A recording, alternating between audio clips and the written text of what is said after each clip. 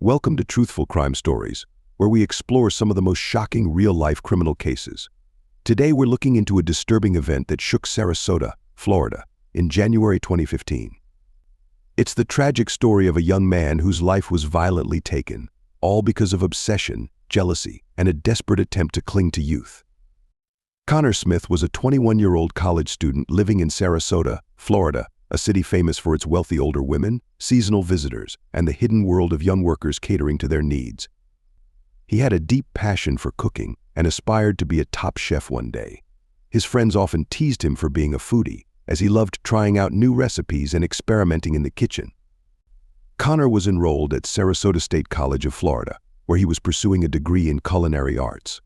Alongside his studies, he worked part-time as an intern food critic for the local newspaper, the Sarasota Herald-Tribune. His sharp and witty reviews were starting to get noticed, especially for his harsh critiques of Central Florida's obsession with chain restaurants. Connor was well liked by his classmates and friends. He had an easygoing, friendly nature that put everyone around him at ease. His natural charm made him popular not only among his peers but also with older women. Connor frequently accompanied them to Sarasota's upscale social gatherings, where intimacy was often part of the arrangement. He was self-assured and daring, constantly seeking out new relationships and experiences, whether in romance, life, or cooking. In the days leading up to his death, Connor had been occupied with writing a review for a new restaurant. Connor was thrilled about the chance to dine at Ophelia's on the Bay, one of Sarasota's top waterfront restaurants known for its seafood. His enthusiasm was clear when he talked with friends and co-workers, eager to prove himself in the food journalism world. He hoped this review would help set him apart. Connor had big ambitions. He dreamed of traveling the world, exploring diverse cuisines, and learning from top chefs. He frequently mentioned his goal of moving to New York City to work in a Michelin-starred restaurant someday. But those dreams came to a sudden, tragic end due to a deadly plot no one anticipated.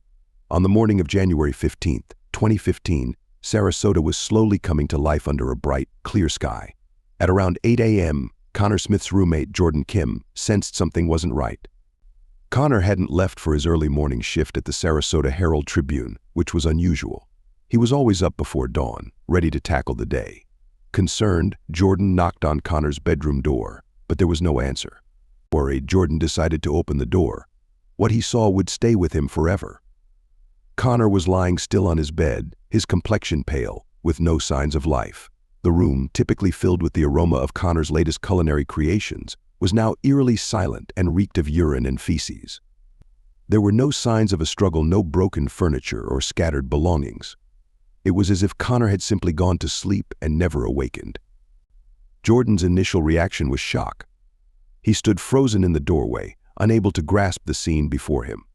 Soon after, panic set in. Jordan hurried to his phone, his hands shaking as he called 911. His voice wavered with fear and confusion as he explained how he had found his best friend unresponsive in bed. When the paramedics arrived, they swiftly confirmed Jordan's worst fears. Connor was dead. The police arrived soon after, their flashing lights casting eerie reflections on the apartment walls. The scene was surreal, with the morning's calm shattered by the stark reality of death. Jordan was in a daze, unable to grasp what had just occurred. The officers had to gently persuade him to leave the apartment so they could start their investigation. Later, Jordan was taken to the police station for questioning, still visibly shaken and struggling to come to terms with the loss of his friend. Meanwhile, Connor's body was transported to the Sarasota County Medical Examiner's office for an autopsy, marking the start of an investigation into his mysterious death. Little did anyone know, this was only the beginning of a dark and twisted tale. The Sarasota Police Department arrived at Connor Smith's apartment just minutes after the 911 call on January 15, 2015. Detective Linda Perez Sanchez, known for her meticulous attention to detail, led the investigation. Although she had encountered many crime scenes in her career, this one felt notably different. The quiet apartment, the undisturbed belongings, and Connor's serene appearance suggested that his death might not have been natural. As the officers entered Connor's bedroom, they immediately observed the absence of any clear signs of foul play: no blood, no weapons, and no evidence of a struggle. Connor lay on his bed, as though he had simply fallen asleep. However, As Detective Perez Sanchez examined him more closely, she began to suspect something more sinister. His pale skin and the faint bluish tinge around his lips suggested the possibility of poisoning. The investigators methodically photographed and documented the crime scene, capturing everything from the perfectly made bed to the half-empty glass of water on the nightstand. Every detail was carefully noted. As the police combed through the room, they searched for any hint that might explain how a seemingly healthy 21-year-old could die so unexpectedly. The investigators dusted for fingerprints, collected samples from the water glass, and bagged several items from the kitchen, including a tray of leftover cannelloni Connor had brought home from dinner the night before. Dr. Karen Ong, the medical examiner, arrived at the scene shortly after. After a preliminary examination, she confirmed Detective Perez Sanchez's suspicions something more than natural causes was at play. Connor's death appeared to be the result of poisoning. Dr. Ong ordered a full toxicology report to identify the substance responsible for his untimely demise. As the investigation progressed, the police widened their search to cover the entire apartment, hoping to uncover more clues. The investigators questioned Jordan Kim, Connor's roommate, who was still shaken but cooperative. Jordan detailed Connor's recent activities, including his job at the Sarasota Herald-Tribune and his love for cooking. He mentioned that Connor had been in a good mood the previous night, excited about an upcoming restaurant review he was working on. Detective Perez Sanchez knew they had to act quickly. If Connor had been poisoned, the culprit might still be close, and the toxicology report would be key in determining the exact cause of death. The first person the police questioned in the investigation was Bella Summers, 67, a neighbor who might hold valuable information. Bella was a well-known figure in Sarasota's social circles, glamorous, confident, and proud of her youthful appearance. With a reputation as a cougar, she was known for her relationships with much younger men, and Connor had been one of them. Despite her age, Bella maintained her allure, using her charm to remain a fixture among Sarasota's wealthy, older elite. Her past was just as vibrant as her present. She often spoke fondly of her time working at Disney World, where she had been one of the first employees when it opened in 1971. Bella often entertained guests with stories of her time dressed as Cinderella, welcoming Disney World's first visitors, a tale she relished sharing at social events. Her Disney memories kept her in the spotlight, but those close to her knew they also hid a deep insecurity. The years had passed, and Bella had spent thousands on cosmetic procedures and beauty treatments, desperately trying to hold on to her youth. When the police brought Bella in for questioning, she remained calm and composed, firmly denying any involvement in Connor's death. She described their relationship as a fun and mutually beneficial arrangement, asserting she had no reason to harm him. Bella recounted their last interaction at dinner at her home just days before Connor's death, where she served her renowned Nana's cannelloni, a dish she often used to reward her younger partners. Bella was cooperative, answering the detective's questions smoothly and even offering to share the recipe for her Nana's cannelloni, as if it were a minor detail. However, beneath her polished exterior, Detective Linda Perez Sanchez sensed something unsettling. Bella's calm demeanor and eagerness to provide details seemed almost too rehearsed, as if she were playing a role she knew too well. The detectives observed Bella's behavior and considered her potential motive her obsessive desire to maintain her youth, even if it harmed those around her. They wondered how far Bella might go to keep both her youth and her lovers close. Her fixation on remaining youthful and her manner of speaking about Connor hinted at a more intricate relationship than she had first revealed. The detectives couldn't overlook the possibility that Bella's insecurities and fears of losing control over her young lover could have led her to take drastic measures. As the investigation progressed, Bella remained under close scrutiny, and her carefully crafted image began to reveal flaws. The second suspect the police investigated was Ryan Blake Ross, a 22-year-old fitness trainer at an exclusive gym popular with Sarasota's elite. Ryan was known for his good looks and charm, but he also had side gigs as a drug dealer and gigolo. Ryan Blake Ross was one of Bella Summers' younger lovers, though their relationship had grown increasingly complex. Known for his outgoing and friendly demeanor, Ryan also had a competitive edge and a tendency towards sexual jealousy. His connection with Connor Smith was strained and marked by tension. Both Connor and Ryan were involved with Bella, and it was well known that Ryan viewed Connor as a rival. Connor's growing popularity as a college student and food enthusiast only heightened Ryan's insecurities, especially given Ryan's own struggles as a near-illiterate college dropout. In the weeks before Connor's death, Ryan had sent several threatening messages to him, warning him to stay away from Bella or face consequences. The investigators took note of these threatening messages right away. When they brought Ryan in for questioning, he tried to maintain his usual confident demeanor, but his unease was evident. Looking worn and disheveled compared to his polished social media images, Ryan denied any involvement in Connor's death, claiming that his threats were merely empty words. Ryan claimed that he had no serious problems with Connor and that their rivalry was more playful than genuine. However, Detective Perez Sanchez observed that Ryan was noticeably agitated, especially when questioned about his whereabouts on the night of Connor's death. Ryan described his relationship with Bella as intense but emphasized that he wasn't the only young person in her life. Ryan talked about Bella's numerous other lovers, including Chloe Hart, who was also one of his customers as a drug dealer. He mentioned feeling overshadowed by them, particularly after Bella sent out a spreadsheet ranking their sexual performance. The spreadsheet showed Connor and Chloe vying for the top spot, with Ryan placed fifth. Ryan's jealousy and anger were apparent, leading the police to consider him a potential suspect who might have acted out of fear of losing his place in Bella's life. Despite their pressing questions about his relationship with Connor, Ryan remained steadfast in his denial, insisting he had no involvement in the murder. Despite Ryan's denials, the police couldn't overlook the threats he had made. His evident jealousy and anger toward Connor, coupled with his relationship with Bella, made him a significant suspect. As the investigation progressed, the detectives closely monitored Ryan, seeking to uncover more about his possible connection to the crime.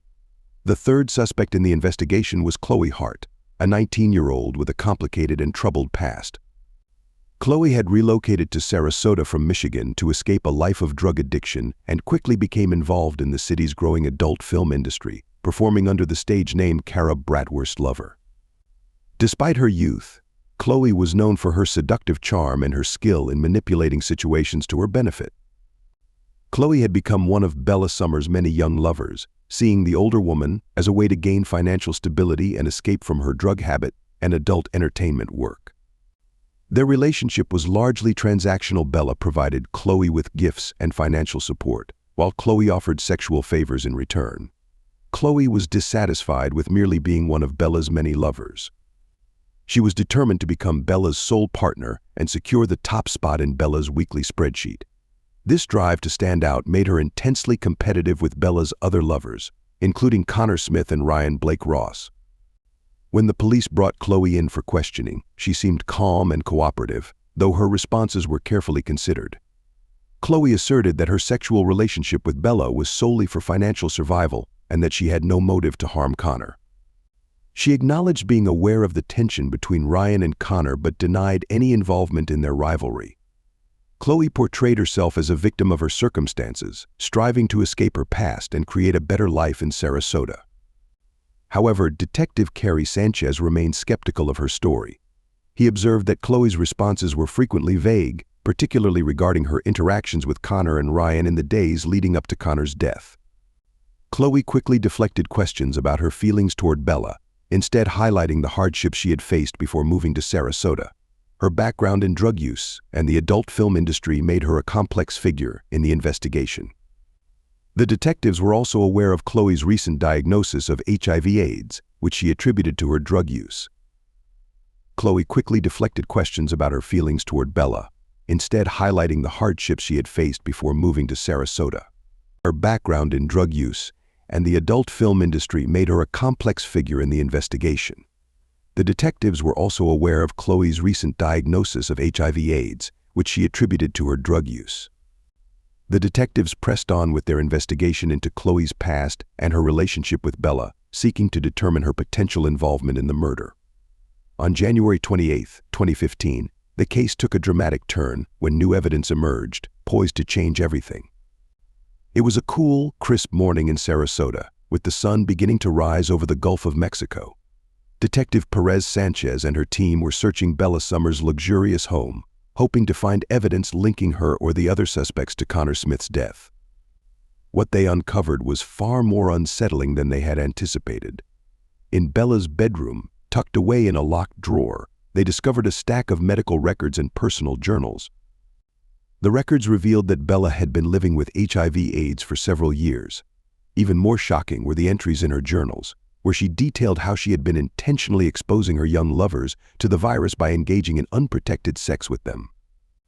Bella's writings reflected her distorted belief that infecting them with HIV-AIDS would rob them of their youth, a perverse idea rooted in her deep insecurities about aging and envy toward those who remain young. Bella believed that by transmitting the virus, she was avenging her lost youth and punishing those she envied for their vitality and attractiveness. This shocking revelation stunned the detectives and offered a chilling new motive for why Bella might have wanted to kill Connor. If Connor had discovered Bella's plan and threatened to expose her, it would have given Bella a compelling motive to silence him permanently. The detectives quickly reevaluated the timeline leading up to Connor's death, focusing closely on his interactions with Bella in the days before he was poisoned. The revelation in Bella's journals also provided new insights into the other suspects. Ryan Blake Ross and Chloe Hart, both romantically involved with Bella, were likely victims of her twisted scheme. The detectives considered the possibility that either Ryan or Chloe might have discovered Bella's plan and sought revenge. Alternatively, Bella might have decided to eliminate anyone who could threaten her if she feared exposure. With this new evidence, the investigators sharpened their focus on Bella Summers. The detectives began constructing a case that connected Bella not only to Connor's murder but also to a broader pattern of deceit and manipulation. They sent the medical records and journals for further analysis and prepared to confront Bella with the disturbing truths they had uncovered. As the investigation progressed, the pieces of the puzzle started coming together, bringing the detectives closer to solving the case and exposing the dark secrets that led to Connor Smith's tragic death. On January 30, 2015, just 2 days after discovering the incriminating evidence in Bella Summers' home, the Sarasota Police took action. Led by Detective Perry Sanchez, the team arrived at Bella's residence in the early afternoon. The sky was clear, and the winter sun cast long shadows over the well-kept lawns of her upscale neighborhood.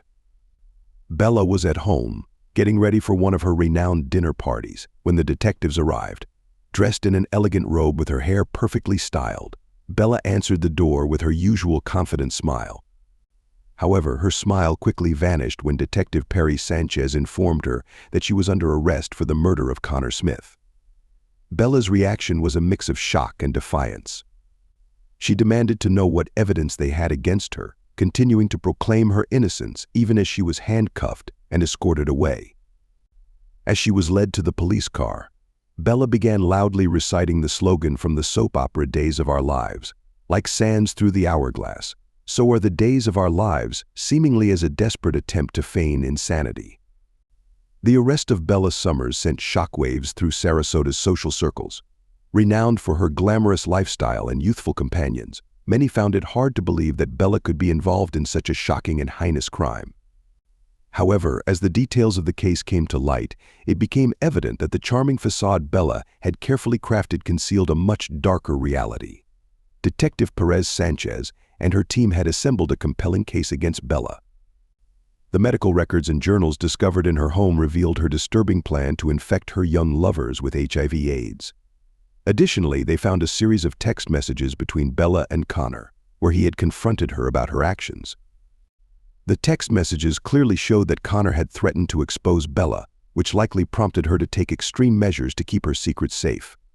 As Bella sat in the interrogation room, she maintained her composure and denied any involvement in Connor's death. However, the evidence against her was overwhelming, and her efforts to undermine the investigation proved futile. Connor's family, deeply grieving their loss, felt a sense of relief that justice was being pursued. They remembered Connor as a bright young man with a promising future and struggled to understand how someone like Bella could be responsible for his death. Bella's arrest represented a significant turning point in the investigation. The once confident socialite now confronted the consequences of her actions, while the Sarasota community watched in disbelief as the case unfolded in the media. Bella Summers' trial began in late March 2015, with Assistant State Attorney Michael Dunbar leading the prosecution. At 48 years old, Dunbar was known for his relentless approach in the courtroom. Dunbar was resolute in securing a conviction, portraying Bella as a manipulative woman who used her charm to attract young men, only to poison them in a bid to preserve her warped sense of youth. He presented the jury with compelling evidence from Bella's home, including medical records, journals, and text messages that revealed her malicious intent. Dunbar argued that Bella, fearing Connor would expose her secret, had decided to kill him by lacing his favorite dish, Nana's cannelloni, with rat poison. Dunbar emphasized that the slow, agonizing death Connor endured was a stark testament to Bella's cruelty. In contrast, Bella's defense attorney, Sharon McAllister, a 39-year-old known for her calm demeanor and sharp legal mind, contended that Bella was being unfairly targeted because of her age and unconventional relationships. McAllister aimed to depict Bella as a victim of societal expectations who had made poor choices but was not a murderer. McAllister argued that the evidence against Bella was largely circumstantial and that the prosecution had not proven beyond a reasonable doubt that she had poisoned Connor. She also suggested that Connor's death might have been an accident or the result of someone else's actions, casting suspicion on Bella's other lovers, Ryan Blake Ross and Chloe Hart. Throughout the trial, Connor's family observed the proceedings with heavy hearts. His mother, Susan Smith, frequently struggled to hold back tears as she heard the graphic details of her son's death. The emotional strain on the family was palpable, and they were determined to secure justice for the bright young man who had been taken from them far too soon. After 2 weeks of testimony, the jury deliberated for just 6 hours before returning a guilty verdict on all counts. Bella Summers was convicted of first-degree murder and sentenced to life in prison without the possibility of parole. The judge's sentence was viewed as a triumph for the prosecution and a small measure of justice for Connor's grieving family. While the verdict provided some closure, the pain of losing Connor remained with the Smith family, a wound that would never fully heal. For Bella Summers, the once glamorous socialite, the remainder of her life would be spent behind bars, far removed from the luxury and youth she had desperately clung to. After the trial, her life took a dramatic turn as she began serving her life sentence at Florida's Lowell Correctional Institution. The prison's harsh environment was a stark contrast to the luxury Bella had once enjoyed. Stripped of her wealth and status, she swiftly became just another inmate, her obsession with youth now a distant memory as she confronted the reality of aging behind bars. Meanwhile, Ryan Blake Ross, who had been under suspicion during the investigation, distanced himself from Sarasota's social scene following the trial. The attention Ryan had previously received from older women now brought him unwanted notoriety. Eventually, he left Florida and moved to California, aiming to start anew as a personal trainer in Los Angeles. However, the stigma of his connection to Bella Summers and the murder case continued to shadow him, making it hard for him to fully escape his past. Chloe Hart, also a suspect, encountered her own set of difficulties. Her reputation, marred by the trial, made it impossible for her to find work in Sarasota's adult film industry. Deciding to leave the industry behind, Chloe focused on overcoming her drug addiction and striving for a more stable life. Chloe moved back to her hometown in Michigan, seeking support from her family and local rehabilitation programs. In the years following the trial, Sarasota gradually moved on, but the memory of the shocking crime remained. It stood as a cautionary tale about the dark side of obsession and the extreme lengths to which some might go to cling to their youth. A Truthsful Crime Case solvers. Interested in more real-life murder mysteries? Be sure to like and subscribe to our channel. Do you have any thoughts about this case, or have a case of your own you'd like us to investigate? Leave us a comment. Until then, stay safe.